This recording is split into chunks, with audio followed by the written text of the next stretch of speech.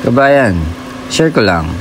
Steel casting ang manufacturing process ng company na pinagtatrabahuan ko.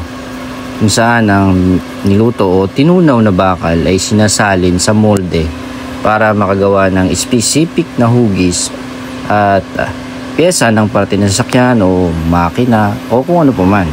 Pagkatapos sasalin ng tinunaw na bakal sa molde ay hahangoy naman ito at babakbakin. Tatanggalin yung mga lupa at buhangin para makuha yung minolding bakal. Tulad yan, gumamit ako ng jackhammer para tanggalin yung mga buhangin. Sa umpisa mahirap, masakit sa kamay, sa katawan, mangalay sa balakang, lalo na kung tuloy-tuloy mong gagawin, buong duty mo. Pero kaya naman, tulad yan, binabakbak ko gamit yung jackhammer. Tapos hahatawin ko rin ng maso para malaglag yung mga lupa.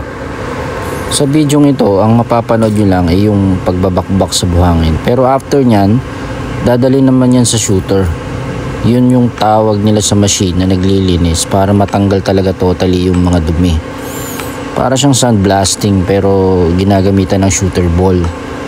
Most likely shot blasting. Abangan nyo na lang sa mga susunod na video yung iba pang mga proseso. Kabayan, sa ganitong klase ng trabaho, madumi sa madumi.